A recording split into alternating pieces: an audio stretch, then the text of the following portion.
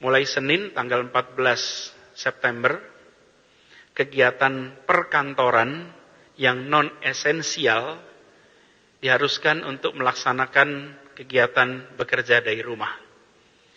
Bukan kegiatan usahanya yang berhenti, tapi bekerja di kantornya yang ditiadakan. Kegiatan usaha jalan terus, kegiatan kantor jalan terus, tapi perkantoran di gedungnya yang tidak diizinkan untuk beroperasi. Akan ada 11 bidang esensial yang boleh tetap berjalan dengan operasi minimal. Jadi tidak boleh beroperasi seperti biasa, tapi dikurangi. Dan perlu saya sampaikan bahwa izin operasi pada bidang-bidang non-esensial yang dulu mendapatkan izin akan dievaluasi ulang untuk memastikan bahwa pengendalian pergerakan kegiatan, baik kegiatan usaha maupun kegiatan sosial, itu tidak menyebabkan penularan. Lalu seluruh tempat hiburan akan ditutup. Kegiatan yang dikelola oleh Pemprov DKI seperti Ragunan, Monas, Ancol, taman-taman kota, dan kegiatan belajar tetap berlangsung di rumah seperti yang sudah berlangsung selama ini.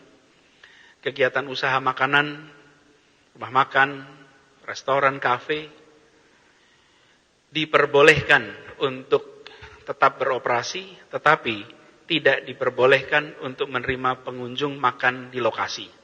Jadi pesanan diambil, pesanan diantar, tapi tidak makan di lokasi, karena kita menemukan di tempat-tempat inilah terjadi interaksi yang mengantarkan pada penularan.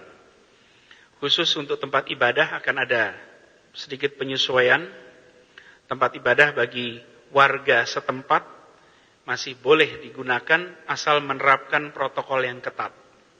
Artinya, rumah ibadah raya yang jamaahnya datang dari mana-mana, bukan dari lokasi setempat seperti masjid raya, tidak dibolehkan untuk dibuka, harus tutup.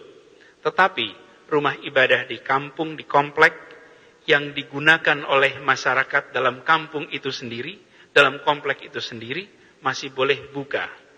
Ada perkecualian. Kawasan yang memiliki jumlah kasus yang tinggi, kawasan-kawasan itu ada datanya, wilayah-wilayahnya, RW-RW yang dengan kasus tinggi, maka kegiatan beribadah harus dilakukan di rumah saja. Tapi yang lainnya bisa melakukan kegiatan selama hanya untuk warga di wilayah itu dan bukan tempat ibadah raya yang pengunjungnya, yang jamaahnya datang dari berbagai tempat, di mana di situ terjadi potensi interaksi yang ada potensi penularan. Meski begitu, izinkan saya menganjurkan untuk lebih baik semua dikerjakan di rumah. Kemudian kegiatan publik dan kegiatan kemasyarakatan yang sifatnya pengumpulan massa tidak boleh dilakukan, kerumunan dilarang, karena ingat penularan itu ada dalam kegiatan-kegiatan komunitas besar.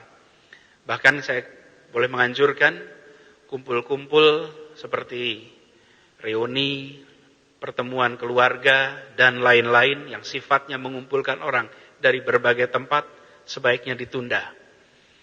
Ingat, penularan di acara seperti ini potensinya sangat besar, dan bila kita merasa aman, merasa nyaman di acara seperti ini, hanya karena kita kenal dengan orang lain, potensi penularannya tetap tinggi. Lalu transportasi umum akan kembali dibatasi secara ketat jumlahnya dan jamnya.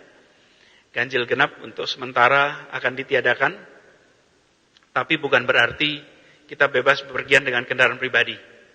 Pesannya jelas, saat ini kondisi darurat, lebih darurat daripada awal wabah dahulu, maka jangan keluar rumah bila tidak terpaksa.